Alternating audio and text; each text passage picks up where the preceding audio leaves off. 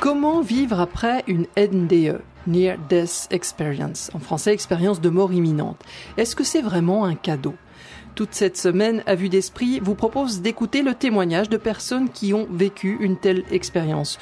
Aujourd'hui, le témoignage de Jean-Pierre Postel, il est médecin, anesthésiste, et pour lui, son expérience de mort imminente a changé sa façon d'exercer son métier. Une émission proposée par Evelyne Auberson et réalisée cette semaine par Hélène Ichters. Des témoignages, des apports scientifiques nous ont permis de comprendre un petit peu mieux cette semaine ce que sont ces expériences de mort imminente et puis comment vivre après une telle expérience. Aujourd'hui, on termine avec le témoignage d'un médecin, Jean-Pierre Postel, Evelyne Auberson. Oui, parce que ce qu'il y a de particulier dans l'expérience de Jean-Pierre Postel, c'est qu'il l'a vécu simultanément avec sa femme et son fils, alors qu'ils étaient tous les trois au chevet de son père mourant. Lui, le médecin anesthésiste réanimateur, a connu beaucoup de comateux, évidemment, durant sa carrière, beaucoup de décès aussi. Mais tout d'un coup, au chevet de son père, le voilà qu'il se retrouve de l'autre côté du rideau, entraîné dans une expérience qu'il ne connaissait pas, lui qui ne s'était jamais intéressé aux EMI, aux expériences de mort imminente, une expérience qui a du coup déclenché chez lui tout un questionnement sur la vie, sur la mort et sur un possible au-delà. Jean-Pierre Postel. Ce qui se passe ce 30 octobre 2007, c'est que j'arrive au chevet de mon père, donc qui est en réanimation, qui visiblement souffre malgré les médicaments qu'on lui donne contre la douleur, qui est très très angoissé, qui est intubé, donc qui ne peut pas parler, mais qui a un regard qui ne trompe pas sur son degré d'angoisse. Et donc, dans un premier temps, je suis seul à son chevet, je lui tiens la main, je lui parle, enfin tout ce qu'on peut faire dans ces cas-là avec un être quel qu'il soit, et encore plus avec un être cher. Puis, un de mes grands-fils, qui est étudiant infirmier à ce moment-là, en fin d'études, vient me rejoindre. Donc c'est pareil, il tient l'autre main de son grand-père, et puis on est là à le rassurer, etc., pour essayer d'adoucir ces moments. Et puis, mon épouse va nous rejoindre plus tard. Elle est médecin, elle est homéopathe, acupuncteur, elle a donc une approche qui est différente de la mienne, réanimateur du patient. Et effectivement, en se servant des poux chinois qu'elle connaît, confirme qu'il est très angoissé, qu'il a peur de la mort et tout. Et nous sommes donc au chevet de Pierre, puisqu'il s'appelait Pierre, qui nous quittera une douzaine d'heures plus tard le lendemain. Et c'est impossible de donner une chronologie. À un moment donné, j'ai perçu, alors je vous parle de mon expérience, je vous parlerai de ce qu'ont vécu les deux autres éléments de la famille, parce qu'ils ne sont pas là pour vous le dire. J'ai perçu comme une brume qui s'élevait au-dessus du thorax de mon père, de sa tête, un petit peu bleuâtre, comme une brume au matin sur un lac quand il fait froid. Et bon, sur le coup, je me suis dit, qu'est-ce que c'est ? Enfin bref, je pensais que c'était mon stress qui faisait ça. Puis ça a disparu, et pour faire place très rapidement à une espèce de vision intérieure. Alors bien sûr, comme tous les expérienceurs d'expériences de mort imminente vous le diront, c'est indescriptible, c'est pas quelque chose qu'on voit, c'est quelque chose qu'on perçoit, mais avec une vision intérieure qui, elle, est mémorisée et qui peut être restituée en scènes très précises. Alors à ce moment où le temps n'existait plus, j'ai eu la vision interne d'une espèce de tunnel, oui, d'un tunnel, c'est vrai. C'était une lumière d'un bleu très pâle, très très intense, mais non aveuglante, qui pour moi était l'interface avec l'au-delà, si je peux dire. Et puis est apparue très rapidement une petite silhouette humaine que j'interprétais mentalement comme étant mon père, que j'ai accompagné jusqu'au bord du précipice. C'est un peu une image, mais Après, au bout du tunnel, oui, effectivement, si on sautait dans mon imaginaire, on était dans la lumière de l'au-delà, si je peux dire, puisqu'il faut employer des termes qu'on comprenne. Et j'ai donc accompagné mon père en écoutant son dernier message, qui était, c'est pas car c'était un homme très très pudique, qui exprimait très peu ses sentiments. J'ai entendu mon père dire, écoutez, dans ma vie, je n'ai pas su m'exprimer, je n'ai pas su dire aux gens que j'aimais, que je les aimais. Surtout vous, quand vous aimez quelqu'un, dites-le lui. Et après, il est parti comme absorbé dans la lumière. Et pour moi, là encore, dans mon fort intérieur, je me suis dit, alors qu'en plus j'étais envahi d'un bien-être mais indescriptible, il était parti, son esprit était parti dans l'univers, où j'en sais rien. L'expérience s'est arrêtée là.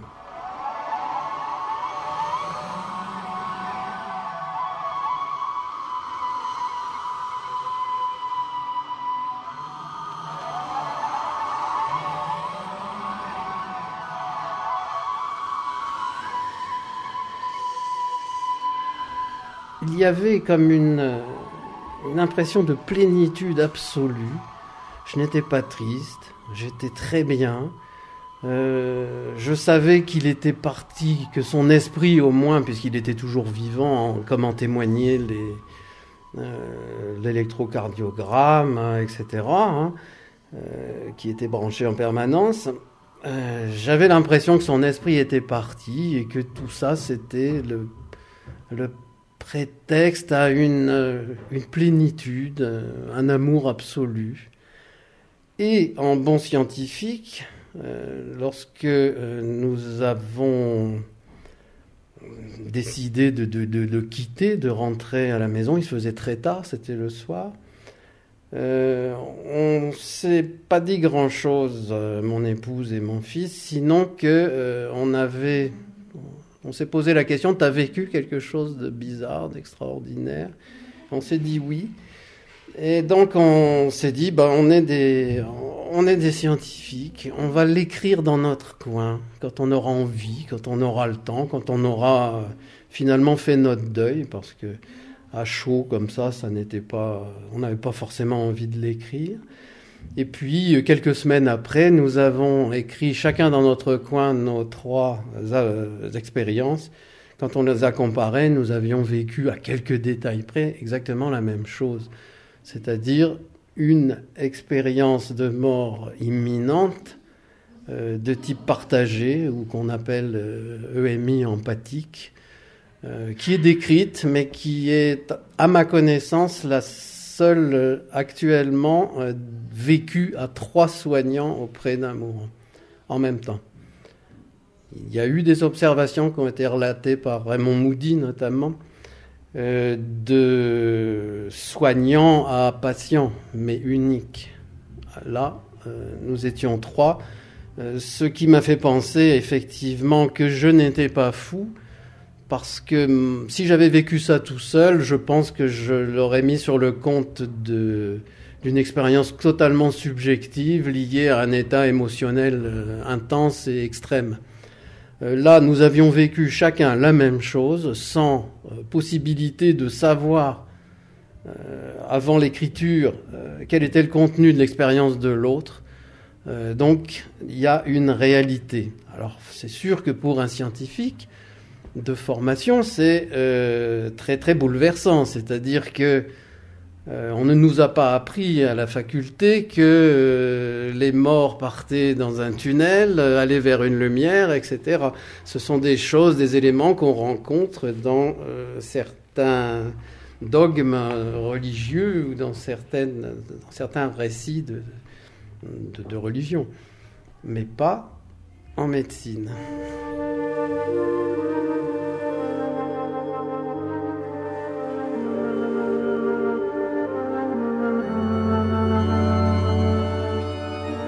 Alors alors, Jean-Pierre Postel, qu'est-ce que vous avez fait de cette expérience ? Vous dites, voilà, le scientifique qui tout d'un coup est face à une expérience qu'il n'imaginait pas, qu'on ne lui avait pas apprise. Qu'est-ce que vous en avez fait ? Comment ça s'est passé ? Alors j'ai entrepris une quête pour en savoir plus, puisque je n'y connaissais rien. Je me suis penché vers des spécialistes avec lesquels j'ai sympathisé. Et j'ai eu la chance de rencontrer une amie, Sonia Barcala, qui travaillait sur un documentaire scientifique sur la question, avec laquelle on a eu l'idée de créer une association permettant de servir de base à des travaux de recherche scientifiques, cliniques, sur ces états qui sont très peu connus, voire complètement décriés par les sceptiques, purs et durs. Et la suite, surtout dans le métier, pour ce qui est de moi, c'est une approche totalement différente du patient souffrant et mourant, et de la mort en général, avec le développement d'une pédagogie, de la recherche d'une pédagogie de la mort pour aider les patients qui sont en fin de vie. Et les EMI sont un des outils qui nous permettent de pouvoir aborder le problème de la mort avec des patients qui sont à la fin. Bien entendu, j'ai aussi changé ma façon de voir vis-à-vis des comateux, puisque certaines de ces expériences surviennent durant des comas. C'est vrai que de plus en plus, on considère dans les services de réanimation les patients inconscients comme s'ils étaient conscients. On leur parle, on les considère vraiment comme des êtres humains, mais pas encore assez à mon goût. Et j'œuvre pour que au moins nos élèves, les gens avec qui on travaille régulièrement, se mettent dans cet esprit de l'abord du sujet, non plus comme un corps souffrant qui a besoin de soins physiques, mais comme une entité physico-psycho-spirituelle indivisible. L'être humain n'est pas un ensemble d'organes qui fonctionnent et qu'on a trop souvent, surtout dans des spécialités techniques comme la mienne, tendance à considérer comme tel, comme une machine. Eh bien non, l'être humain n'est pas une machine, c'est un esprit d'abord qu'il va falloir prendre en considération.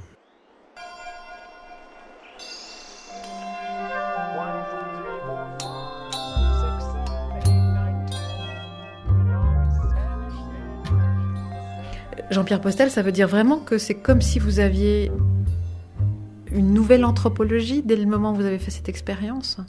Oui, tout à fait. Nouvelle anthropologie, c'est le bon mot. Je ne dirais pas, je n'ai jamais été un médecin non humain. J'ai toujours été très, très empathique le plus possible. Mais c'est vrai que j'étais aussi, nécessité fait loi, dans la démarche de dire, voilà, 1 microgramme kilo-minute de telle drogue, ça n'a pas le même effet que 2 microgrammes kilo-minute. Le patient est en train de faire un arrêt circulatoire. Je pense d'abord à réanimer son corps et puis le reste. Les gestes techniques. Des gestes techniques. Et derrière lesquels il est facile de se retrancher parce que ils sont de décision rapide. Ils demandent, on n'a pas le temps de faire autre chose, de penser à autre chose. Mais cette expérience m'a donné la capacité maintenant de penser à autre chose en même temps que je fais ces gestes techniques. C'est-à-dire que s'il est évident chez un sujet que le fait de le réanimer, de le maintenir en vie, ne va faire qu'accroître ses souffrances, va le prolonger de quoi ? De 3 jours ? Il y a des pathologies, il y a des tableaux dans lesquels on sait que ce qu'on est en train de faire, réanimer contre vent et marée, à tout prix, c'est une bêtise sur le plan humain. Parce que de toute façon, dans les jours qui vont suivre, le résultat sera là. Ou bien de toute façon, d'emblée, on récupérera un patient en mort cérébrale, en mort encéphalique. Donc ça, maintenant, je l'intègre d'emblée dans ma conduite à tenir. Non pas que je ne réanime pas, ne me faites pas dire ce que j'ai pas dit. Je réanime toujours avec la même ardeur, mais la vision n'est plus la même et la finalité non plus.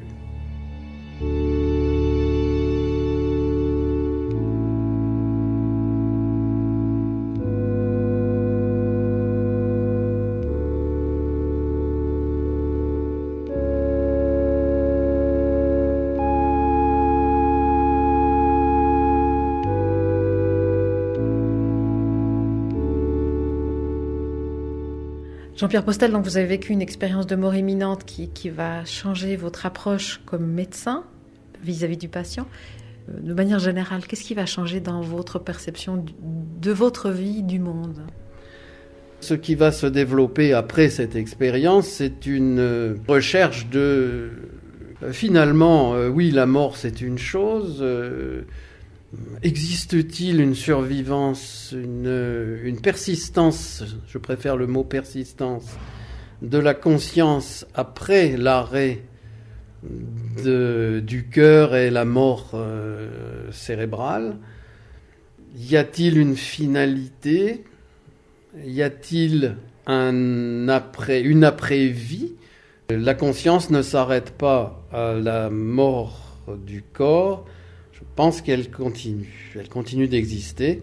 Alors je n'ai bien sûr aucune preuve scientifique, c'est bien pour ça qu'on mène des travaux de recherche, qu'on essaie de motiver des médecins, des cliniciens et puis des chercheurs des sciences fondamentales. Imaginer qu'une conscience survive, c'est tout à fait possible.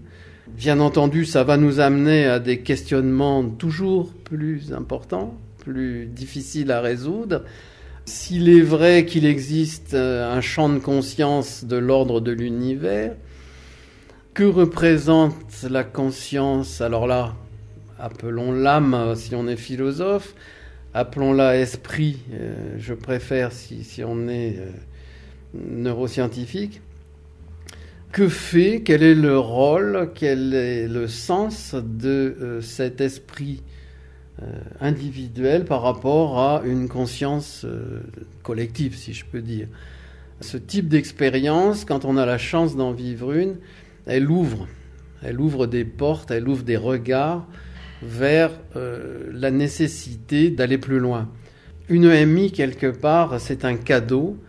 C'est bien plus qu'un cadeau, c'est une mise à feu, si je peux dire, de toute une pulsion et une réflexion sur qu'est-ce que l'homme, quel est le sens de la vie, quel est le sens de la mort.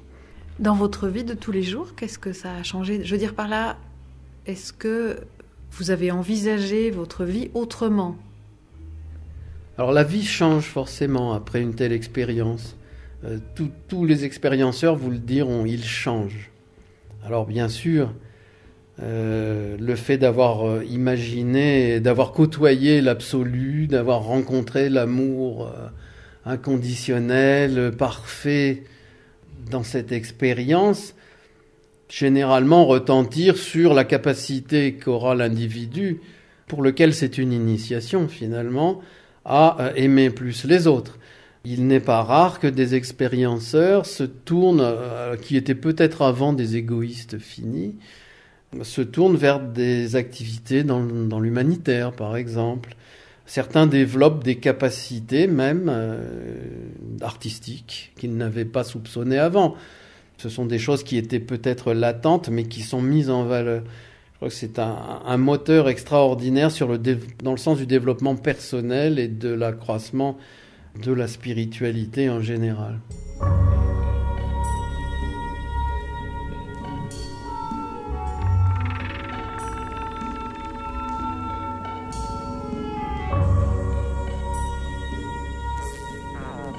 On a parlé de vous, Jean-Pierre Postel. Vous nous avez aussi dit que votre femme et votre fils ont vécu une telle expérience. Eux l'ont digéré comment ? Alors, ils l'ont digéré différemment, mais on est en phase de l'avoir digéré. Les travaux de Long aux États-Unis, qui a étudié une très grosse cohorte d'expériences de mort imminente, montrent qu'il faut entre 6 et 7 ans pour vraiment mettre à profit toute la pleine puissance d'une expérience de mort imminente. J'en suis actuellement à 6 ans, je commence à entrevoir des changements de paradigme vraiment importants. Il y a l'expérience, puis après, il s'ensuit un long processus. Voilà, c'est un long processus psychique, qui n'est pas forcément facile. Ça n'est pas. C'est pour ça que tout à l'heure je disais cadeau. Attention, c'est pas qu'un cadeau, c'est autre chose qu'un cadeau. Ça n'est pas facile, ça n'est pas forcément facile tout seul.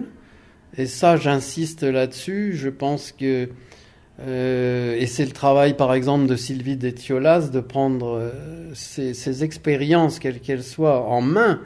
Parce que il faut pas laisser dans la nature quelqu'un qui a vécu une expérience pareille.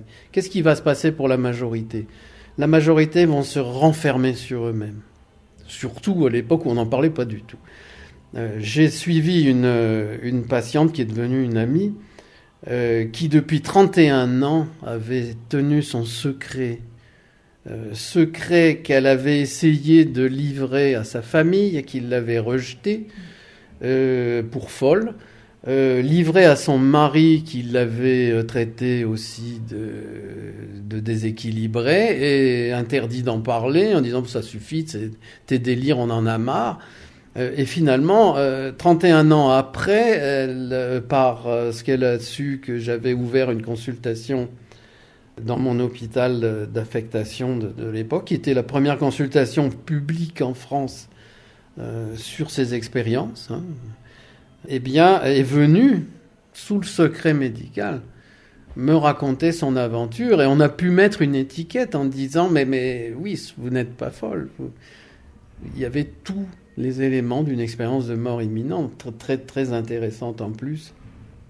Voilà, une personne qui avait repris parce qu'elle avait en elle une force, mais qui avait perdu sa famille dans cette histoire. D'autres qui vivent des expériences négatives, elles sont minoritaires, mais elles existent.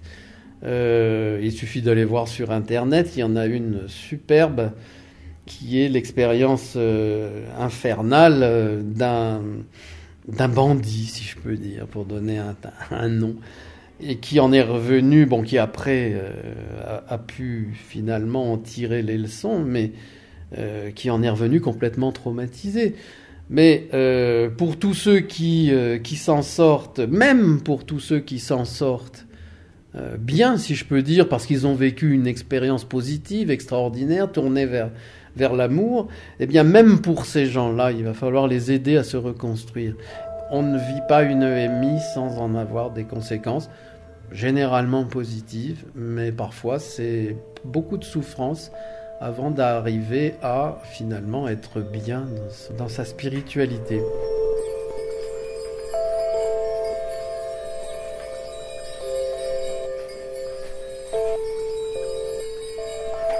Est-ce que vous diriez, Jean-Pierre Postel, que c'est une responsabilité, une fois qu'on a fait une telle expérience, qu'on est responsable de transmettre quelque chose qu'on a vécu ?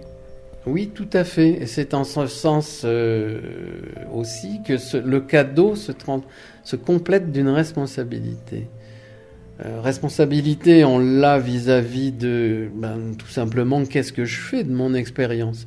Est-ce qu'elle va m'améliorer ? Est-ce qu'elle va me permettre de mieux vivre ? Parce que finalement, faire un petit tour dans les faubourgs de la mort et en revenir, ça veut dire quoi ? Ça veut dire...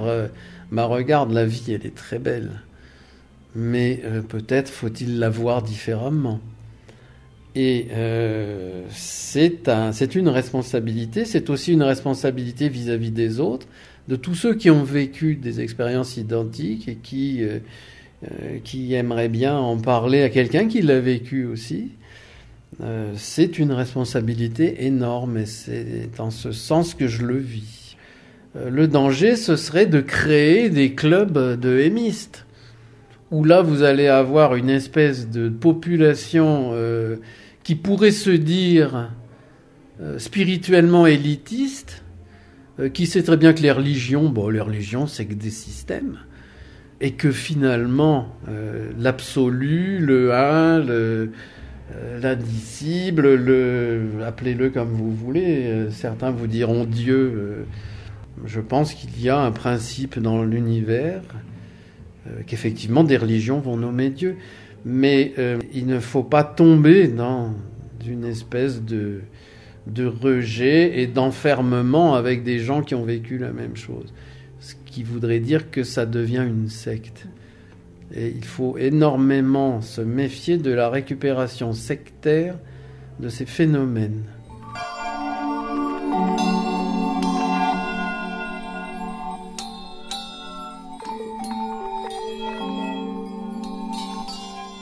Jean-Pierre Postel, médecin anesthésiste français qui nous racontait son parcours et sa vision du monde depuis son expérience de mort imminente. Un parcours plutôt positif. Et qu'en est-il par contre de son fils et de sa femme? Comment est-ce que eux-mêmes ont digéré cette expérience, Évelyne Auberson? Alors, tout aussi bien. Est-ce que c'est parce qu'ils étaient trois puis que du coup ils ont pu en parler exactement les uns sur les autres? Alors sa femme qui était médecin homéopathe est devenue pédopsychiatre. Son expérience l'aide concrètement aujourd'hui à comprendre certains mécanismes autour de la naissance d'un enfant. Quant à son fils, eh bien il est devenu infirmier et travaille actuellement dans un service d'oncologie où il s'intéresse aux soins palliatifs. Son vécu à lui l'aide concrètement dans sa relation aux patients en fin de vie. Jean-Pierre Postel, il en a parlé, c'est depuis intéressé de très près à ces phénomènes. Oui, puisqu'il a créé le CNERIC en France, le Centre national d'études de recherche et d'information sur la conscience. Et il a publié son témoignage l'année dernière sous le titre « La mort a-t-elle un sens ? Itinéraire d'un anesthésiste ». Donc c'était paru aux éditions S17 en 2013.